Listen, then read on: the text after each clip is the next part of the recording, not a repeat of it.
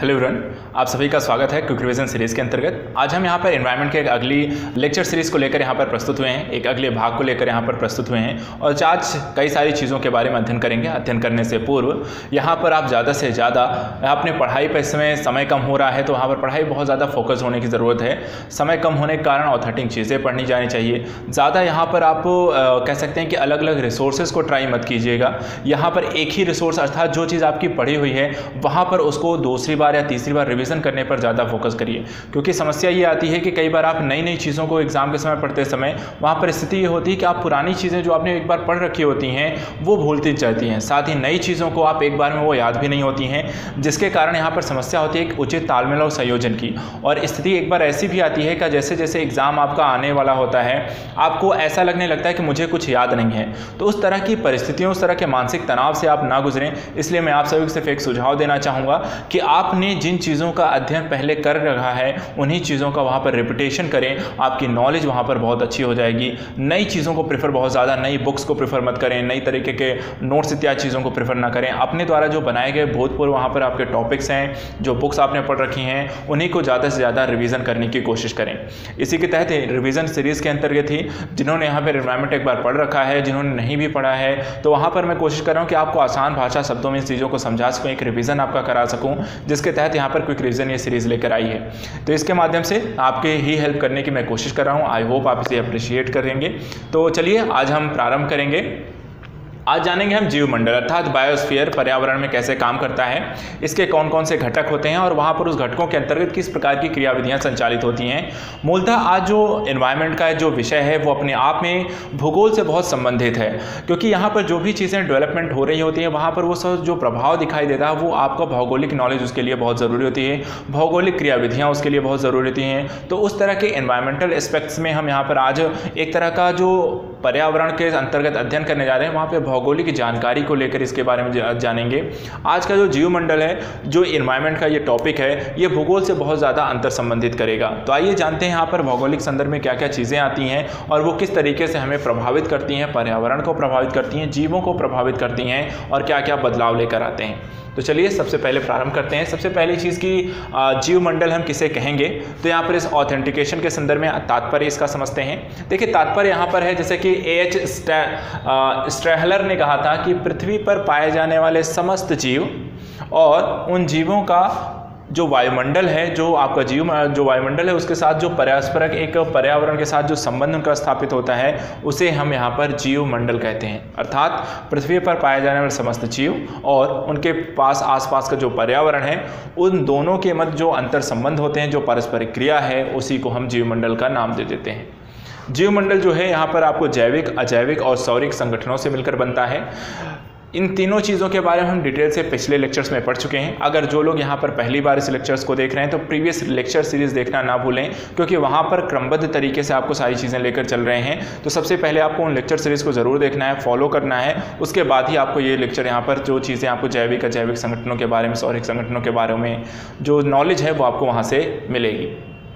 इसके बाद जो आपका जैविक, अजैविक और सौरिक जीव पाए जाते हैं, आप कह सकते हैं संगठक जो होते हैं, वो एक दूसरे से जैव भू रासायनिक चक्रों के माध्यम से जुड़ते हैं। जैसे कि हमने कार्बन चक्र पढ़ा था, नाइट्रोजन चक्र पढ़ा था, फास्फोरस चक्र पढ़ा था, खाद्य श्रृंखला, खाद्य जाल पढ़ा था, ऊर्जा के वितरण को वहाँ पर 10% का नियम हमने पढ़ा था। तो वहाँ पर वो सारी जो प्रक्रियाएँ होती हैं उसी को हम जैव भू रासायनिक चक्र कहते हैं, जहाँ पर एक व्यक्ति के द्वारा, पौधों के द्वारा, सूर्य के द्वारा, वहाँ पर सभी जो लोग एक दूसरे को ऊर्जा के प्रवाह के माध्यम से, पदार्थों के माध्यम से एक दूसरे से वहाँ से जुड़े रहते हैं। इसके अलावा जीवमंडल के उपतंत्र, तो यहाँ पर दो प्रकार के उपतंत्र पाए जाते हैं, एक पार्थिव बायोम तंत्र, एक दूसरा तो है जलीय बायोम तंत्र। तो पार्थिव बायोम तंत्र में आपके पादप, जंतु और मृदा आती है, जबकि जलीय बायोम तंत्र में पादप, जंतु और पोषक तंत्र आता है।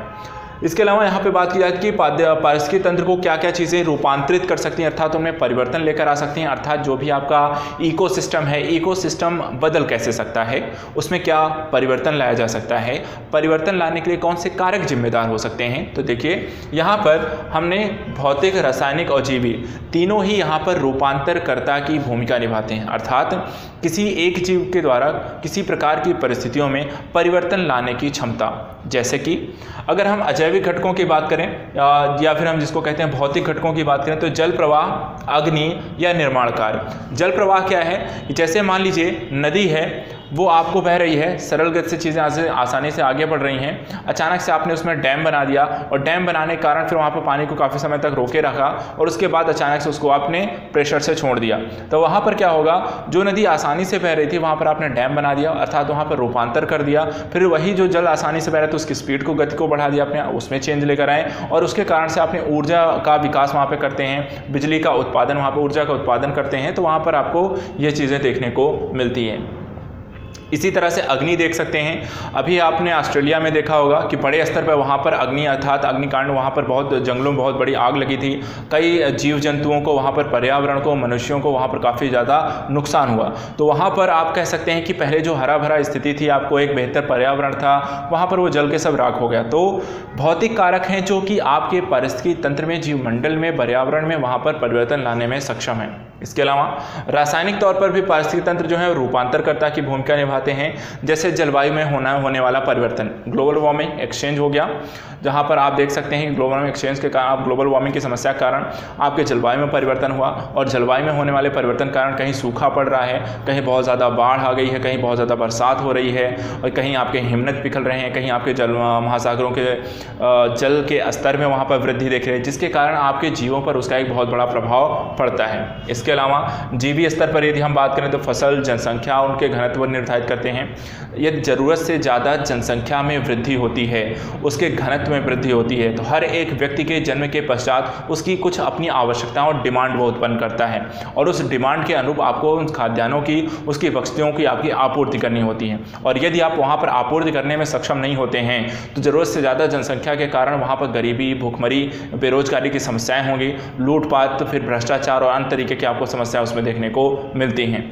तो यहाँ पर पारिस्थितिकी तंत्र में यहाँ पर आपको बड़ा बदलाव देखने को मिलता है, क्योंकि वहाँ पर आप ज़्यादा जनसंख्या होगी तो पेड़ों की कटाई ज़्यादा होगी, वहाँ पर आपको कंक्रीट के घर बनाए जाएंगे, इसके अलावा आपको फसलों के यहाँ पर ज़्यादा खाद्य उत्पादन करना होगा, तो आप पारिस्थितिकी तंत्र में एक बड़ा परिवर्तन लेकर आ जाएंगे। तो यहाँ पर देखें अगर पारिस्थितिकी तंत्र के रूपांतरकर्ता के रूप में, तो हम जैविक, रासायनिक और जीवी घटक जो होते हैं वो अलग अलग स्तरों में यहाँ पर इसमें परिवर्तन लाने में सक्षम हैं। इसके अलावा जीवमंडल के घटकों की बात करें तो यहाँ पर जीवमंडल के जो घटक हैं अजैविक और जैविक के बारे में अध्ययन करते हैं। तो पहला अजैविक घटक में हम स्थल मंडल की बात करें तो स्थल मंडल में आपका पृथ्वी आती है। स्थल मंडल जो है वो आपके पूरे पृथ्वी का जो क्षेत्रफल है वो आपका, यहाँ पर देखेंगे तो पृथ्वी जो होती है आपको दो भागों में जो डिवाइडेड है, या फिर हम ऐसे कहें कि जो पूरी आपकी पृथ्वी है वो 29% जो होती है पूरा क्षेत्र है, बाकी 71% जल है। स्थल की बात करें तो वो 100% में अगर हम माने तो आपकी पृथ्वी को, तो उस पृथ्वी पर 29% ही स्थल है और 71% आपका जल है। इसमें से अगर बात करें जो पृथ्वी है, पृथ्वी, समस्त पृथ्वी और उसका क्रस्ट अर्थात जो सबसे ऊपर का जो भाग होता है जिसपे हम सब निवास करते हैं, घर होता है, रोड बनती है, उसको क्रस्ट कहा जाता है। ऊपरी जो परत होती है वहाँ पर जो ये आपकी जो बात करें इसकी जो क्रस्ट की जो गहराई होती है वो आपको 30 से 100 किलोमीटर तक की होती है। तो यहाँ बोला जाता है इनका निर्माण कैसे हुआ है, किन किन तत्वों के समावेश से पृथ्वी का निर्माण हुआ है और किन किन तत्वों के समावेश से यहाँ पे क्रस्ट का निर्माण हुआ, अर्थात पृथ्वी की ऊपरी संरचना का निर्माण हुआ है। तो अगर आपसे क्वेश्चन में पूछा जाता है, और ये क्वेश्चन पूछा गया है एग्जाम में, दोनों ही क्वेश्चन यहाँ पर आपको पीसीएस जैसे एग्जाम में आ चुके हैं, इसलिए इसको ध्यान से देना है। देखिए पृथ्वी की जो संरचना है उसमें सबसे ज़्यादा जो तत्व यूज़ किया गया है, सबसे ज़्यादा जो तत्व पाया जाता है पूरी समस्त पृथ्वी में वो लोहा है, ये 35.5% है। उसके बाद आपका ऑक्सीजन है जो 30% है, सिलिकॉन है 15% है, मैग्नीशियम है 13% है और अन्य को मिलाकर ये 7 से 8% है। यदि यहाँ पर हम क्रस्ट की सिर्फ बात करें तो क्रस्ट में ये 46% है, ऑक्सीजन सबसे ज़्यादा पाई जाती है 46%, सिलिकॉन जो पाए 28%, एल्युमिनियम 8%, लोहा 6% और अन्य को मिलाकर 12%। तो क्रस्ट की संरचना में पाए जाने तत्वों की जो अपेक्षा है वो आपके समस्त पृथ्वी में पाए जाने तत्वों के संगठन से संरचनात्मक तौर पर, संगठक तौर पर वहाँ पर अलग अलग पाए जाते हैं। इसके अलावा समस्त पृथ्वी का जो औसत घनत्व है वो 5.5 ग्राम प्रति घन सेंटीमीटर है, जबकि आपके क्रस्ट का औसत 2.8 है। इसी तरह क्रस्ट की जो गहराई है वो 30 से आपका 100 किलोमीटर यहाँ पर देखने को मिलती है। इसके अलावा बात करें कि स्थल मंडल का जो संपूर्ण यहाँ पर देखिए जो क्षेत्रफल है वो 15 करोड़ वर्ग किलोमीटर है, और इस 15 करोड़ वर्ग किलोमीटर के हिसाब से जो आपके महाद्वीप पाए जाते हैं उन महाद्वीपों में कितना प्रतिशत 15 जो वर्ग किलोमीटर की जो स्थल है उस 15 वर्ग किलोमीटर के स्थल के आधार पर सर्वाधिक बड़ा क्षेत्रफल किसका है, सर्वाधिक वहाँ पर स्थल किस क्षेत्र के पास है। तो यहाँ पर देखिए एशिया है, ये 29.5% है। दूसरे नंबर अफ्रीका है सबसे बड़ा स्थल मंडल, ये 20% है। तीसरा उत्तरी अमेरिका है 16.5% है। दक्षिणी अमेरिका 11.8% है। इसके अलावा अंटार्कटिका 9.6%, यूरोप 6.5% और ऑस्ट्रेलिया 5.3% है। तो यहाँ पर यदि आपको कभी भी सबसे बड़ा महाद्वीप इत्यादि को, ये सब चीज़ें आप भूगोल में पढ़ते हैं, लेकिन यहाँ पर जैसा हमने पहले भी कहा था कि जीवमंडल को पढ़ते समय वहाँ पर आपको भौगोलिक नॉलेज आज यहाँ पर हम सीखने वाले हैं। तो बहुत सारे तथ्यात्मक जानकारी आज हम यहाँ पर लेने वाले हैं और कुछ थोड़ी बहुत चीज़ों को हम एलाबोरेट करने वाले हैं। तो यहाँ पर हमने देख लिया कि स्थल मंडल का संपूर्ण क्षेत्र 15 करोड़ वर्ग किलोमीटर है, जिसमें से एशिया सबसे बड़ा है, फिर आपका अफ्रीका है, फिर उत्तरी अमेरिका, दक्षिणी अमेरिका, अंटार्कटिका, यूरोप और आपका ऑस्ट्रेलिया है। बात करते हैं पृथ्वी की संरचना की। तो पृथ्वी देखिए जो टोटल संरचना है जो पूरा बना हुआ है वो तीन भागों में हम उसे डिवाइड कर सकते हैं, क्रस्ट, मेंटिल और कोर।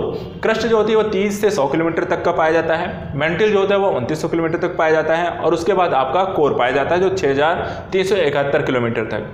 यहाँ क्रस्ट और मेंटल के जो परत है इसके बीच पाई जाती है मोह असंबद्धता, और इसी तरह और मेंटल निचली मेंटल और आपके बाहरी जो क्रोट के मध्य जो होती है एक परत पाई जाती है जिसे कहा जाता है गटेनबर्ग असंबद्धता। यहाँ पर ये सारा जो डिफरेंसेस है वो घनत्व के कारण होता है, और इन घनत्व के कारण ही वहाँ पर चीज़ें बदलती हैं। क्या क्या चीज़ें हैं वो हम देख लेते हैं। देखिए कई बार होता है कि भूकंप की लहरें जो होती हैं वो, एक बार क्वेश्चन पूछा गया था पीसीएस में कि भूकंप की लहरें किस परत में वहाँ पर अदृश्य हो जाती हैं, तो ये आपके बाहरी कोर में जाकर अदृश्य होती हैं एस लहरें। और यहाँ पर ऐसा कारण क्योंकि वो तरल अवस्था में पाई जाती है, अर्थात जो बाहरी कोर होता है वो तरल अवस्था में होने के कारण जब भूकंपी जो लहरें होती हैं वो वहाँ पर अदृश्य हो जाती हैं। इसी तरह से मेंटल जो होता है घनत्व के आधार पर इसे 2 भागों में डिवाइड किया गया है, ऊपरी मेंटल और निचली मेंटल।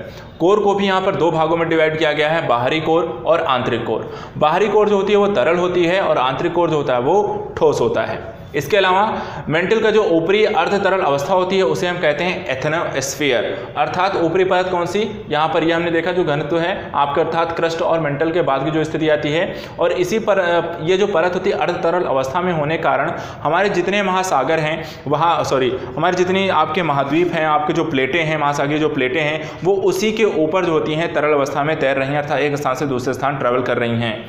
ये प्लेटें जो होती हैं इस मंडल के ऊपरी सतह पर जो होती हैं गतिशील हैं। इस अर्ध तरल अवस्था को हम एथनोस्फीयर कहते हैं, इसे ध्यान में रखिएगा। ये क्वेश्चन भी यहाँ पर आपको पूछा गया है, जो क्वेश्चन पूछे गए हैं वहाँ पर आपको बताते चलो, इन्हें ध्यान से रखिएगा। सम टाइम यहाँ पर रिपीटेशंस हो जाते हैं या सम टाइम इसी से रिलेटेड आपको क्वेश्चन वहाँ पर पूछे जाते हैं।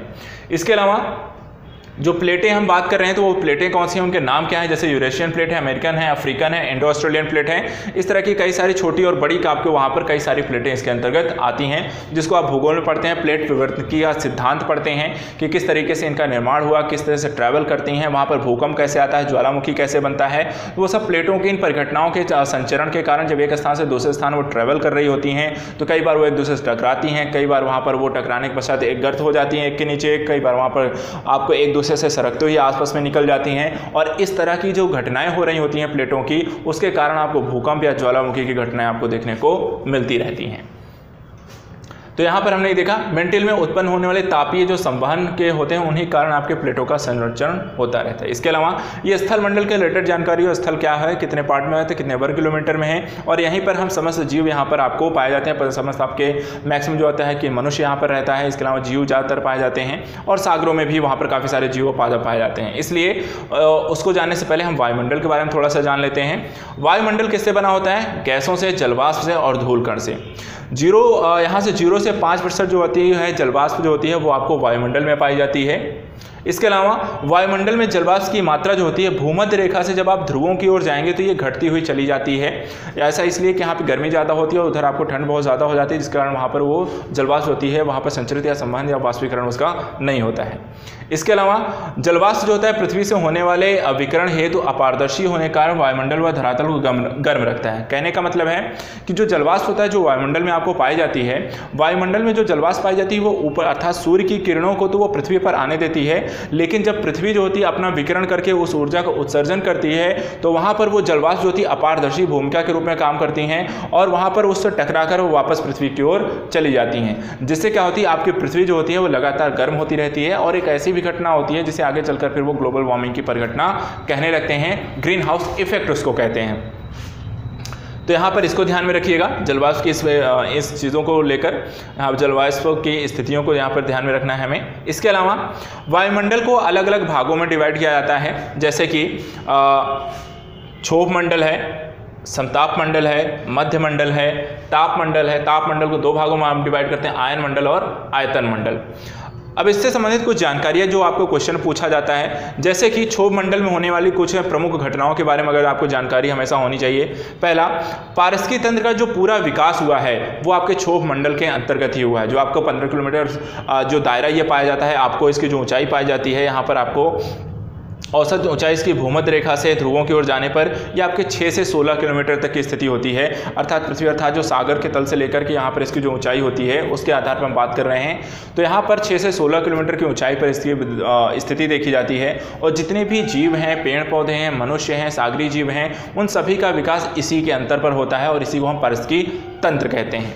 इसके अलावा मौसम संबंधी जितनी भी घटनाएं हो रही होती हैं, जैसे कि वर्षा होना, बादल का गरजना, फटना, बरसात होनी, कोहरा, ओस, पाला इत्यादि जो चीज़ें होती हैं वो भी आपकी कहाँ होती हैं, क्षोभ मंडल में होती हैं।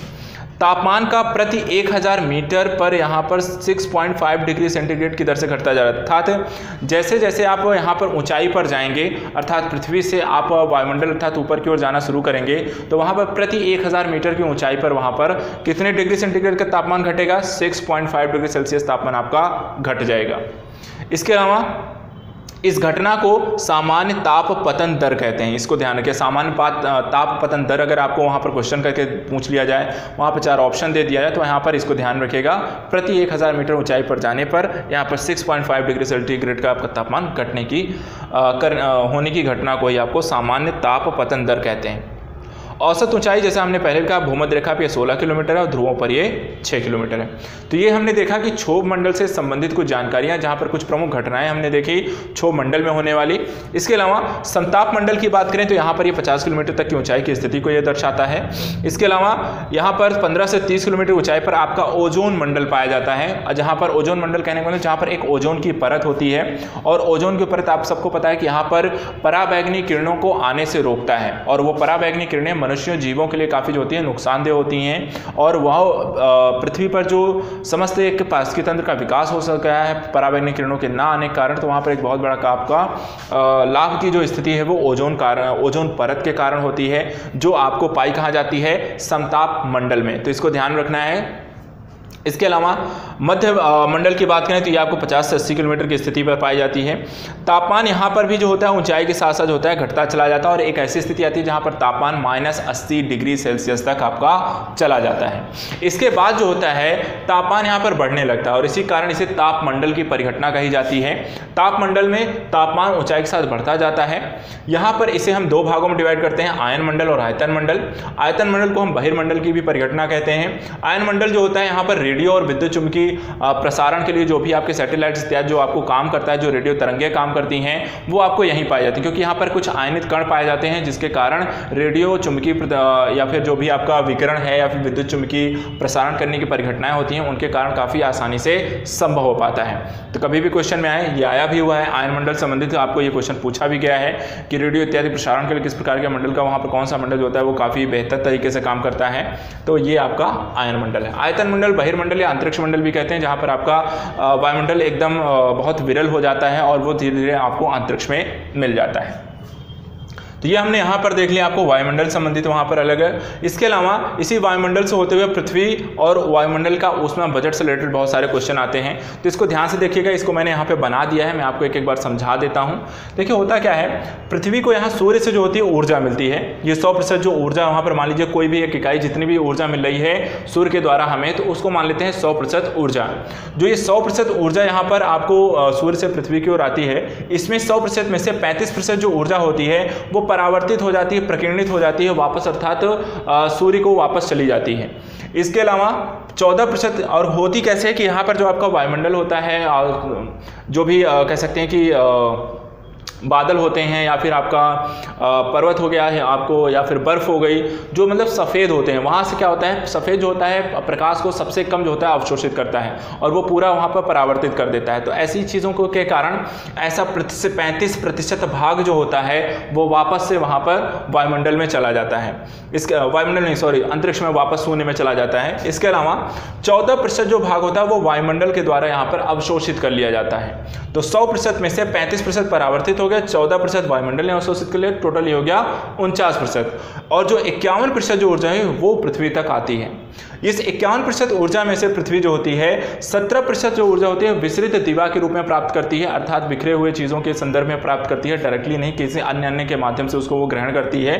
और 34% जो ऊर्जा होती है वो सीधे आपके सूर्य के माध्यम से उसे कवर करती है। तो इस 51% में 2 तरीके से ऊर्जा, विसरित दिवा के माध्यम से और सूर्य के द्वारा सीधे। सूर्य के द्वारा जो पृथ्वी को ऊर्जा मिलती है वो लघु तरंगों के रूप में मिलती है, और पृथ्वी के द्वारा जो ऊर्जा को विकिरण किया जाता है, ऊष्मा का विकिरण किया जाता है रात के समय में, उसे वो दीर्घ तरंगों के रूप में उसे वो विकिरित करती है। ये सारे क्वेश्चन ध्यान रखिए कि सारे की सारी चीज़ें वो कई बार पूछी गई हैं अलग अलग एग्जाम में आपके। इसके अलावा आप बात करें जो 51% जो पृथ्वी को ऊष्मा मिली है वो किस किस भागों में यहाँ पर डिवाइड है। इसमें से 51% में 23% होती है पार्थिव विकिरण कर दिया जाता है, अर्थात शाम के समय वहां पर उसको वो उत्सर्जित कर देती है पृथ्वी से। 9% ये विक्षोभ एवं संवहन के माध्यम से उत्सर्जित करती है, और 19% जो होती है ऊष्मा का वाष्पीकरण में वहां पर स्थानांतरित हो जाता है। इस तरीके से वो पूरी की पूरी 51% जो ऊर्जा उसे सुबह मिली है वो धीरे धीरे शाम तक उसको वापस कर देती है। इसके कारण क्या होता है कि आपके पृथ्वी का ऊष्मा बजट बना रहता है, अर्थात सुबह वो लगातार पहले ऊष्मा को अवशोषित करती है और रात भर में उस ऊष्मा को वहां पर उसको परावर्तित करती है, जिसके कारण वहां पर फिर से वो स्थिति आपको लगातार उसका ऊष्मा का संतुलन बना रहता है। अगर ऐसी परिघटना ना हो, या तो फिर लगातार धरती जो होगी वो गर्म ही होती रहती, या फिर अगर लगातार उत्सर्जित होते तो वो लगातार ठंडी होती रहती। लेकिन यहाँ पर पृथ्वी पर लगातार एक ऊष्मा बनी रहती है वो बजट में, और उसका कारण ये आपका पृथ्वी का ऊष्मा बजट है। तो इसको ध्यान में रखना है, इन सारी चीज़ों को लेकर इससे रिलेटेड क्वेश्चन आपको पूछे गए हैं। वायुमंडल का भी अपना एक ऊष्मा बजट होता है। ये कैसे काम करता है, देखिए वायुमंडल को जो ऊष्मा मिलती है ये 2 तरीके से, ये ऊर्जा प्राप्ति अर्थात कहाँ से इसको वायुमंडल को ऊर्जा मिलती है। तो 14% जो ऊर्जा होती है वो बादलों के अवशोषण से मिलती है, 9% ऊर्जा उसे विक्षोभ व संवहन के द्वारा मिलता है, 6% ऊर्जा उसे प्रभावी विकिरण के द्वारा प्राप्त होता है, और 19% ऊर्जा संघनन की गुप्त ऊष्मा के कारण मिलता है। इनमें से 14% जो बादलों के द्वारा अवशोषण के द्वारा ऊर्जा मिलती है वो आपको सौरिक विकिरण के माध्यम से मिलती है।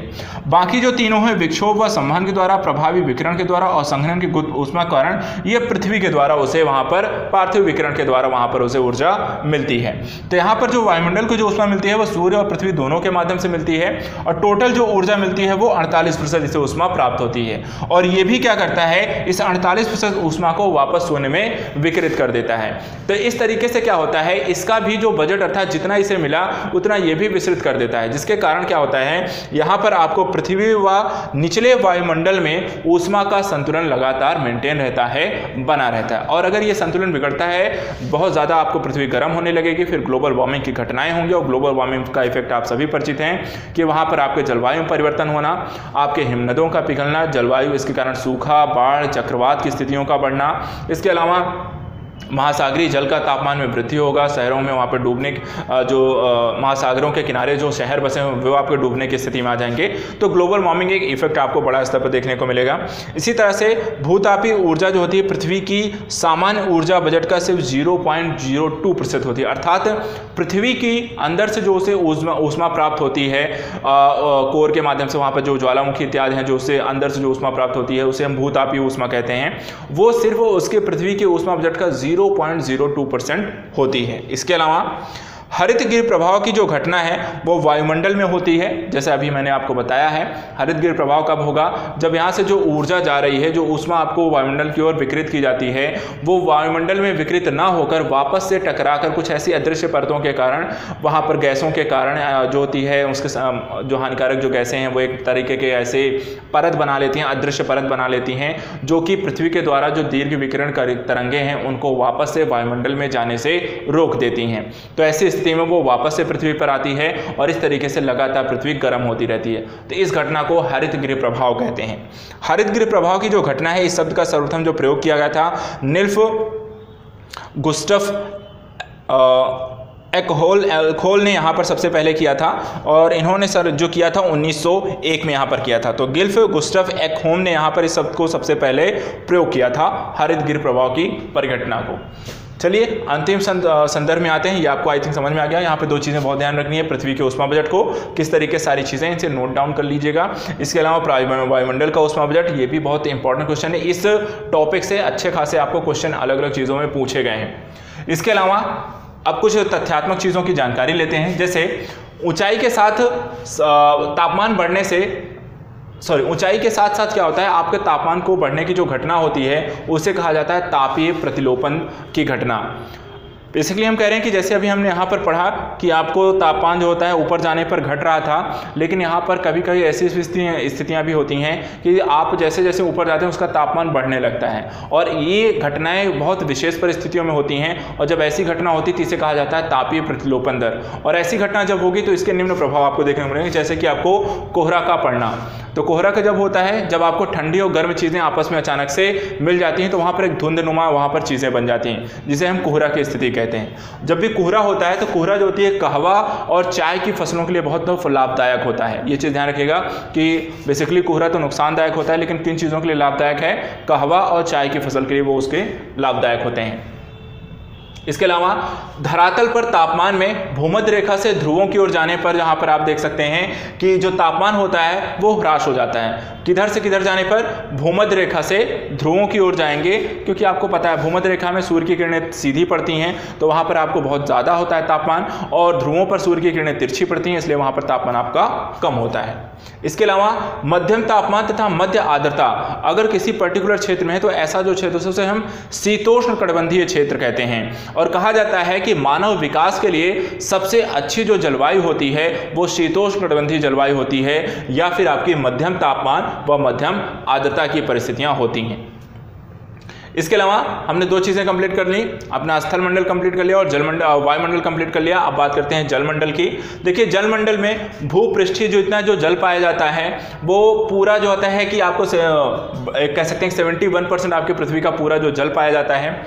इस 71% जल में से महासागरों में जो जल पाया जाता है वो 97.2% पाया जाता है, हिमनद के रूप में 2.15% पाया जाता है, वायुमंडल में 0.001% पाया जाता है, भूमिगत जल के रूप में 0.031% पाया जाता है, झील में 0.009% और नदी में 0.0001% यहाँ पर आपको जल पाया जाता है। तो 71% का सबसे ज़्यादा जो सबसे बड़ा स्रोत है वो महासागर में है, जो आप या मानव जो होता है उसको यूज़ नहीं कर सकता, अर्थात पी नहीं सकता, अपने प्रयोग में नहीं ला सकता है। जो मानव प्रयोग में लाता है वो नदियों का जल होता है, झील का जल होता है, तालाब का जल होता है, भूमिगत जल होता है या हिमनद का जल होता है, जो कि बहुत ही सीमित मात्रा में है। इसके अलावा भारत को जो सकल वार्षिक वर्षा प्राप्त होती है वो आपको 80% वो जून, जुलाई और अगस्त के महीने में प्राप्त होती है। महासागरीय जल की अगर हम बात करें तो यहाँ पर बाकी ये डेटा दिया हुआ कि जैसे कि पृथ्वी पर आपको 71% जल है। इसके अलावा ये 36.1 करोड़ वर्ग किलोमीटर के क्षेत्र में सिर्फ जल ही जल है। महाद्वीपीय महासागरीय जल के संदर्भ में बात करें तो यहाँ पर महासागरीय जल को हम यहाँ पर 4 अलग अलग भागों में डिवाइड कर सकते हैं। पहला है महाद्वीपीय निमग्न तट, जो आपको बहुत छिछले होते हैं, आपके तटीय क्षेत्रों के बोला जाता है, जो बहुत गहरे नहीं है, जिनकी मैक्सिमम जो गहराई होती है वो 100 फैदम होती है, और 1 फैदम जो होता है उसमें 5 से 6 फीट की स्थिति होती है, अर्थात 600 फीट तक की गहराई तक की स्थिति जो होती है वहाँ पर ऐसे क्षेत्रों को हम महाद्वीपीय निमग्न तट कहते हैं। इनकी जो औसत चौड़ाई है वो 48 किलोमीटर है, और यहाँ पर पर इनकी जो ढाल होती है वो 1 से 3 डिग्री जो होती है इसकी ढाल होती है। इसके अलावा जैसे महाद्वीपीय निमग्न तट जहाँ खत्म होता है उसी के आगे से शुरू हो जाते हैं महाद्वीपीय मग्न ढाल। इनकी जो ढाल होती है वो 5 डिग्री से लेकर 40 से 60 डिग्री तक होती है। इनकी जो गहराई है वो 200 से 2600 मीटर होती है और इसी में आपको जो कैनियन और गहरी जो खाइयाँ होती हैं वो आपको महाद्वीपीय मग्न ढाल में ही पाई जाती हैं। इसके अलावा जब आपका महाद्वीपीय मग्न ढाल की स्थिति खत्म होती है तो उसके बाद प्रारंभ होता है गंभीर सागरीय मैदान। ये 3 से 6000 मीटर की गहराई तक की स्थिति होती है और ये पूरे समस्त आपके महासागर का 75.9% समस्त क्षेत्रफल इन्हीं का होता है। एट द लास्ट आपको महासागरीय गर्त होते हैं जो आपका 7% आपको क्षेत्र महासागरीय गर्त के रूप में पाया जाता है। तो हमने यहाँ पर महासागरीय जलों की स्थिति, गहराई और उनके वहाँ पर क्रमबद्ध और प्रकारों की स्थिति देख ली। वहाँ पर जैसे गहराइयों के आधार पर कैसे यहाँ पर आपको महासागरीय जल की स्थिति होती है। इसके अलावा महासागरों में जलीय जीव भी होते हैं, आवास वहाँ पर करते हैं। तो यहाँ पर आइए देखते हैं कि जो जलीय जीव होते हैं वो कहाँ कहाँ पाए जाते हैं और उन्हें क्या कहा जाता है। जैसे जलीय जीव जो होते हैं आवास की उनकी जो व्यवस्था है वो 200 मीटर प्रकाशित क्षेत्र में पाए जाते हैं। तो 200 मीटर की जहाँ पर सूर्य का प्रकाश पहुँच सकता है वो 200 मीटर तक का है महासागरों में, और ऐसे क्षेत्रों में पाए जाने वाले जीवों को कहा जाता है प्लैंकटन जीव। इसके अलावा 200 मीटर से अधिक की गहराई में जहाँ पर आपका प्रकाश नहीं पहुँचता है उसे अप्रकाशित क्षेत्र कहते हैं, और अप्रकाशित क्षेत्रों में पाए जाने वाले जीवों को बोला जाता है यहाँ पर नेक्टन बोला जाता है।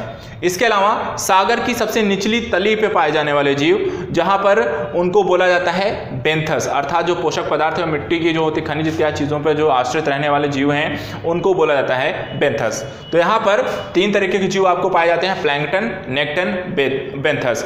बेंथस तली में पाया जाएगा, प्लैंकटन आपको प्रकाशित क्षेत्र में पाया जाएगा, और नेक्टन आपको 200 मीटर की नीचे अर्थात प्लैंकटन और बेंथस के बीच में जो जीव पाए जाते हैं अप्रकाशित क्षेत्रों में उन्हें हम कहते हैं आपको नेक्टन। तो ये आपको यहाँ पर जलीय जीवों की स्थिति।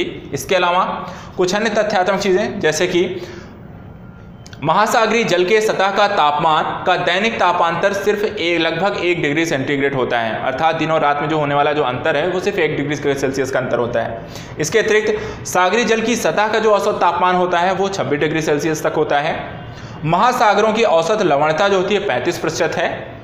सागरीय जल जो होता है लवणीय इसलिए होता है क्योंकि वहाँ पर कुछ क्लोराइड, वहाँ पर कुछ लवण पाए जाते हैं। अर्थात अगर आपसे पूछा जाए महासागरीय जल में लवण जो होते हैं सब सर्वाधिक लवण कौन सा पाया जाता है तो वहाँ पर आपको सोडियम क्लोराइड है, ये 77.8% है। दूसरा सबसे ज़्यादा पाया जाने वाला लवण मैग्नीशियम क्लोराइड है जो 10.9% है। तीसरा यहाँ पर आपका मैग्नीशियम सल्फेट है जो 4.7% पाया जाता है। इसके अलावा आपका कैल्शियम सल्फेट है, पोटेशियम सल्फेट है, ऐसे अन्य आपको चीज़ें पाई जाती हैं जो छोटी मात्रा में पाई जाती हैं। सर्वाधिक जो पाया जाता है वो आपका सोडियम क्लोराइड है 77.8%। इसके अलावा सर्वाधिक लवणीय क्षेत्रों के बारे में, सागरीय क्षेत्रों के बारे में आपसे कई बार पूछा जाता है। तो यहाँ पर टर्की की वॉन झील सबसे ज़्यादा लवणीय है, उसके बाद आपका मृत सागर, फिर ग्रेट साल्ट लेक, फिर आपका कैस्पियन सागर। पहले 4 यहाँ पर क्रमबद्ध आधार पर भी यदि आपसे पूछता है तो इसको ध्यान में रखना है। यहाँ पर सर्वाधिक लवणीय टर्की की वॉन झील, मृत सागर, ग्रेट साल्ट लेक और आपका कैस्पियन सागर है। इसके अतिरिक्त सागरीय जलों की स्थितियों के आधार पर वहाँ पर जो ज्वारीय क्षेत्र भी पाए जाते हैं। कहा जाता है सबसे जो अच्छे मछलियों के लिए जो क्षेत्र होते हैं वो सागरीय जल व ज्वारीय स्थल पाए जाते हैं जहाँ पर मछलियों के विकास के लिए सबसे आदर्श और अनुकूल स्थितियाँ वहाँ पर होती हैं। इसके अलावा महासागरीय जो धाराएं पाई जाती हैं 2 तरीके की पाई जाती हैं, एक गर्म होती है, एक ठंडी होती है। जैसे कि प्रशांत महासागर में कुछ गर्म जल धाराएं हैं जैसे कि आपका उत्तरी व दक्षिणी विषुवतरेखीय धाराएं हैं, क्यूरोशिवो की तंत्र है। इसी तरह से ठंडी कुछ जल धाराएं पाई जाती हैं जैसे क्यूराइल की है, कैलिफोर्निया की है, पेरू की है। ठीक इसी तरह से एल नीनो जो है वो भी एक गर्म जलधारा है। इसके अलावा अटलांटिक महासागर में भी कुछ गर्म जलधाराएं पाई जाती हैं जैसे कि ब्राज़ील की धारा, गल्फ स्ट्रीम, फ्लोरिडा। ये सब आप वैसे भूगोल में विस्तार से सबको आपको पढ़ाया जाता है उन चीज़ों को लेकर। तो भूगोलिक के जब आप नॉलेज पढ़ते हैं तो वहाँ पर बस यहाँ पर हम इस सारी चीज़ों को डिस्कस जरूर कर रहे हैं क्योंकि सबका सब ये जीवमंडल का एक तंत्र है। बाकी वहाँ पर ये धाराएँ कैसे विकसित होती हैं, उनका क्या वहाँ पर उनका विकास होता है, किस तरीके से वो विकसित होती हैं, वो सब आपको जब जलधाराएँ आप पढ़ते हैं तो वहाँ पर आप डिस्कस करते हैं। इसके अलावा अटलांटिक के अंतर्गत ठंडी जलधाराएं आती कनारी है, लेब्राडोर है, फॉकलैंड है, बेंगुला की धारा है। हिंद महासागर में है जैसे उत्तरी पूर्वी मानसून धारा है, ग्लूहास है, आपका पछुआ पवन धारा है। गर्म एवं जब ठंडी जल धाराएं आपस में किसी एक पर्टिकुलर क्षेत्र में मिलती हैं तो वहाँ पर कुहरे जैसी स्थितियाँ हो जाती हैं। जैसे जापान की बात करें तो वहाँ पर जो क्यूरोशियो और क्यूराइल जो धारा है, जो गर्म और ठंडी है, जब वो आपस में मिलती हैं तो वहाँ पर एक बहुत बड़ा जो क्यूरोशियो आपको कोहरा जैसा क्षेत्र बन जाता है। और ऐसे क्षेत्र जो होते हैं वहाँ पर, जैसे डावर क्षेत्र है, आपको एक बड़ा मत्स्य क्षेत्र की स्थिति के रूप में विकसित होता है और वहाँ पर आपको बहुत सारे लोगों को रोजगार भी उस स्थिति में मिलता है। तो इस तरीके से हमने अजैविक संगठक को यहाँ पर ख़त्म कर लिया। हमने स्थल मंडल को देख लिया, हमने यहाँ पर जल मंडल को देख लिया और हमने यहाँ पर वायुमंडल की स्थितियों को देख लिया। एट द लास्ट यहाँ पर हम थोड़ा सा जैविक घन संगठक के बारे में जैविक संगठन के बारे में हम पहले भी बहुत पढ़ चुके हैं, इसलिए यहाँ पर शॉर्ट फॉर्म में बस कुछ चीज़ें देख लेते हैं। जैसे कि पादप तंत्र है और जंतु तंत्र है और सूक्ष्म जीव तंत्र है। तो पादप तंत्र के अंतर्गत क्या क्या आता है? वन है, वन भूमि है, दलदल है, दलदली क्षेत्र है, फसल है, घास के मैदान है। मूलतः ये सारे जो होते हैं स्वापोषित होते हैं, अपना भोजन स्वयं बना सकते हैं। इसके अलावा अजैविक कारक जो होते हैं पौधों की संरचना में उनकी वृद्धि पर प्रभाव डाल सकते हैं। जैसे कि यदि अगर आप विस्तृत क्षेत्र में देखें जहाँ ज़्यादा वर्षा होगी तो वहाँ पर वन जो होते हैं बहुत सघन होते हैं। आप दूसरी तरफ अगर देखें तो सदाबहारी भी वन होते हैं, पेड़ों की पत्तियाँ इतना पतझड़ वन भी होते हैं। इसके अलावा ठंडे क्षेत्रों में चले जाए तो वहाँ पर कोणधारी आपको वन पाए जाते हैं। टुंड्रा और टाइगा क्षेत्रों में चले जाए तो अल्पाइन क्षेत्रों में तो वहाँ पर और भी छोटे हो जाते हैं। रेगिस्तानी एरिया में चले जाएं तो वहाँ पर आपके जलवायु जो होती है बहुत शुष्क होती है, ज़्यादा बरसात नहीं होती है, उसके कारण वहाँ पर आपको कटीले जो होते हैं वनस्पतियाँ पाई जाती हैं। तो इस तरीके से जो भौतिक कारक हैं वो आपके जैसे तापमान हो गया, वर्षा हो गई, जल हो गया, उसकी मात्रा हो गई, इसके कारण वहाँ की पौधों की ऊंचाई, पौधों की वृद्धि, पौधों की संरचना इत्यादि पर उसका प्रभाव दिखाई देता है। जंतु तंत्र की बात करें तो जंतु तंत्र 3 तरीके की आपको पाए जाते हैं। इसमें शाकाहारी भी होते हैं, जो जैसे हम कहते हैं प्राथमिक उत्पादक, जो कि साग भाजी इत्यादि चीज़ों को खाते हैं। दूसरा मांसाहारी होते हैं, जो आपको प्राथमिक उपभोक्ताओं को खाते हैं, जैसे शेर हो गया। इसी तरह से एक सर्वाहारी अर्थात मनुष्य हो गया, जो आपको साग भाजी भी खाएगा और यहाँ पर मांस इत्यादि भी खाता है। इसके अलावा सूक्ष्म जीव तंत्र, उसके अंतर्गत आपके अपघटनकर्ता आते हैं, जो अपघटनकर्ता अर्थात जटिल कार्बनिक पदार्थों को, अर्थात मृत पेड़ पौधों और जीवों को वहाँ पर उसको अपघटन करके सरल कार्बनिक पदार्थों में परिवर्तित कर देते हैं और उस सरल कार्बनिक पदार्थ को परिवर्तित होने के पश्चात उसे जीवों के द्वारा वहाँ पर ग्रहण कर लिया जाता है, अर्थात पौधों के द्वारा उसे वापस मिट्टी में मिल जाता है। मिट्टी के द्वारा वहाँ पर वो अपनी जड़ों से अवशोषित करके उसे स्वयं वहाँ पर ग्रहण कर लेते हैं। तो इस तरीके से वहाँ पर एक चक्र उसका आपस में चलता रहता है, जिसे हम जैव भू रासायनिक चक्र भी कहते हैं। और ये सारी चीजें हमने पिछले लेक्चर में खत्म कर ली हैं। तो इस तरीके से यहाँ पर ये टॉपिक आपका जीव मंडल खत्म हुआ। जीव मंडल के अंतर्गत हमने यहाँ पर इन सारी चीजों को देख लिया कि स्थल मंडल, जल मंडल, जीव और आपका वायुमंडल कैसे काम करता है, इसमें आपको जंतु और पादप पर उनका क्या प्रभाव पड़ता है और ये सारी चीजें एक दूसरे से कैसे इंटरलेट करती हैं। तो यहाँ पर ये टॉपिक आज के लिए खत्म करते हैं। इन चीज़ों को आई होप आपको यहाँ पर पसंद आया होगा, चीज़ों को यहाँ पर आपने रिवीजन कर लिया। हमने यहाँ पर बहुत ज़्यादा समय नहीं लिया और हमने बहुत सारी चीज़ों को यहाँ पर रिवीजन भी कर लिया। हमने ये भी देखा कि पर्यावरण यहाँ पर भूगोल पर भी वहाँ पर डिपेंडेंट है। वहाँ पर भौगोलिक जो परिस्थितियाँ होती हैं वो आपके पर्यावरण को प्रभावित करती हैं, उसकी संरचना में परिवर्तन ला सकती हैं। भौगोलिक क्षेत्रों में होने वाला परिवर्तन पर्यावरण में परिवर्तन लाने का एक बहुत ही महत्वपूर्ण कारक बन सकता है। तो यहाँ पर ये टॉपिक हम यहीं फिनिश करते हैं। आई होप आप इसे लाइक करेंगे, चीज़ों को पसंद करेंगे और यहाँ पर हमें अगली जल्दी एक नई कड़ी लेकर आऊँगा, उन सारी चीज़ों को डिस्कस करेंगे। तब तक के लिए आप अपना पढ़ाई करते रहिए, रिवीजन करते रहिए और अपना एंजॉय करते रहिए। Thank you so much.